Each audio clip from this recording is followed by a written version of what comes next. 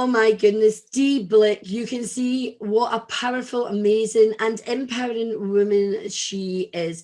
And at BBP, we are so lucky to have her with us. So I'm sure you've had a few tips there all around in the third video around PR. So now we're going to look at public speaking, and I can't wait to hear what Dee is going to share with us. So Dee, tell us all your best tips to help people find that courage to begin that public speaking.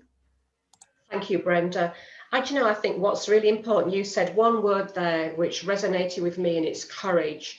And I think to those people for whom public speaking is like just taking a bath or a shower, they, breeze through it, good on you. I was never, ever that person. The thought of public speaking filled me with dread and angst.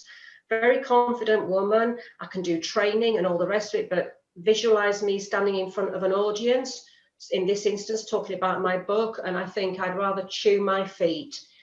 And so I think courage is the big thing. And so where I'd like to start is not necessarily with tips on public speaking, but on getting the courage to be able to do public speaking. Because if you haven't got the courage, it won't happen. And I always hope that my story inspires other authors, because I was that classic confident woman, terrified of public speaking. I had all these irrational fears of drying up on stage, of wanting to run off the stage, of having a panic attack on stage. And that really kept me from doing public speaking for a long time. But I realized when I began writing books that I had to have that confidence and that courage to stand on a stage and to promote my book. And so what did I do? I think, first of all, I start with vision. I think we need to have a strong vision. For me, it was visualizing where public speaking could take me in terms of reach. I can share my passion about marketing to the people in the audience. And also, I am a northern woman who's very focused on sales, book sales. I realized that if I could speak in public, because I'd seen this happen at the business show in London, when I'd been there looking rapt at the speakers and they were signing their books afterwards. And I was thinking, crikey, there's really money to be made here from standing on a stage, sharing your message. They're all sharing about you on Twitter or LinkedIn or whatever channel they like. They're then queuing up for books afterwards. So I became aware of the compelling power of public speaking and its importance in my personal marketing plan. And interestingly, when I got a book deal with Wiley for my third book, they actually said to me, do you do public speaking, Dee? Because it's really important that all of our authors can speak in public. Because if you do public speaking, which is a kind of a critical success factor in getting this deal, you'll be speaking at the business show, which was great. I ended up, so to give you an idea, to give the guys and gals listening to this an idea, I started out as being Dee Blick, terrified of speaking, speaks at a local event, to Dee Blick on the stage at the business show as a keynote speaker with a page in the Business Show magazine. And there was a gap, a huge, huge gap, but I managed to do it. So what did I do? There's nothing beats practicing. So I didn't have any training at the time. The money wasn't too flush. And so I didn't have any training for it. I really read things like Dale Carnegie, How to Win Friends and Influence People, which I encourage everybody to read. I scavenged for the best public speaking tips on YouTube. And I then began to practice. So literally, I would go into my bedroom with a fake microphone, which in this case was my hairbrush, and I would practice my introduction. Hello, my name's Dee Blick. I'm the author of the Ultimate Small Business Marketing book. And today I'd like to share, and I plucked out topics I could share on, very much based, I think, in the PR masterclass, Brenda, I talked about the importance of having a summary of your book. So I would use those book summaries to fuel my practice public speaking. I would record myself. Now, the great thing about all of this is the only person that sees all of this is you. You can fluff it up as much as you like. You can start again. And so what I would do is I'd get fed up with myself. I'd start again. But I practiced, and I practiced using relevant material.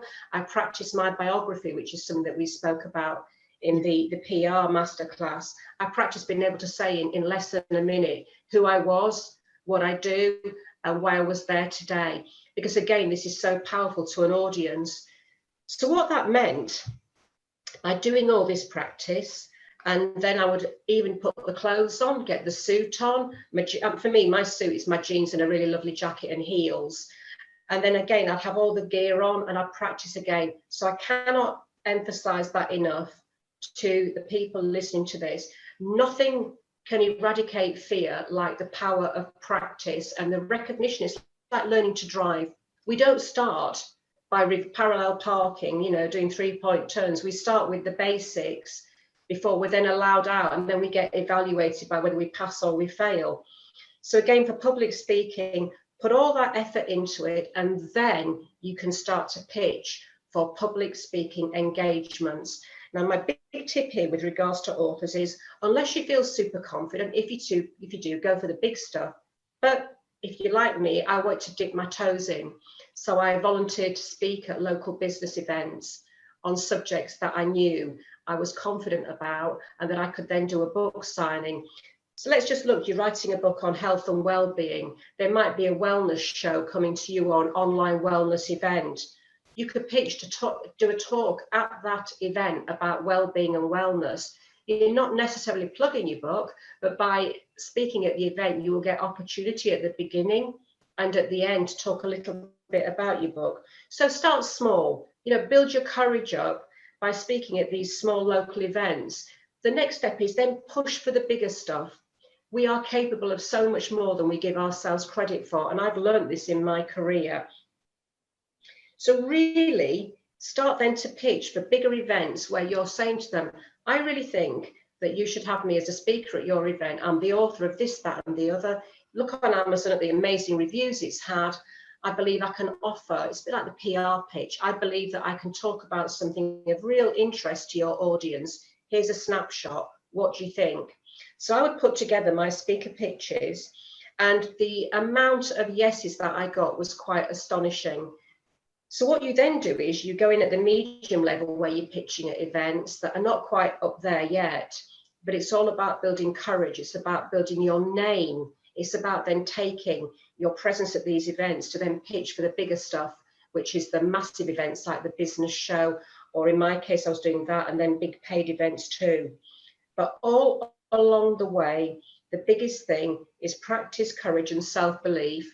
And I would also say that when you're creating the content for your speeches, that you really write from the perspective of the audience. So I would never write from deep lick, I want to puff my ego. It'd be, what would that audience really want to learn from me and take from me?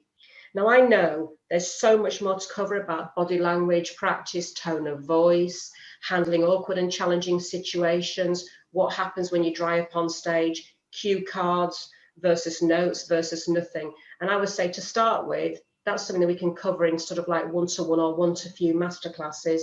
To start with, it's about building up that courage. So if you don't have that courage or that belief that you can speak, then the likelihood is that you won't do it. The rest will fall into place. And I look now at where I began as somebody who was absolutely terrified to the point of a panic attack, and to where I ended up, where I was speaking at the biggest events in the UK, and I was invited to speak all around the world, which due to ill health, unfortunately, I couldn't take advantage of.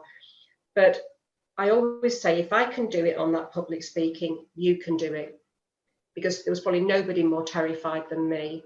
And so back yourself big time. Recognize that public speaking has got a very big part to play in the promotion of your book, and then take those baby steps of practice, rehearsal, till you get to the point where you think, you know what, I can now start to pitch myself at these smaller events.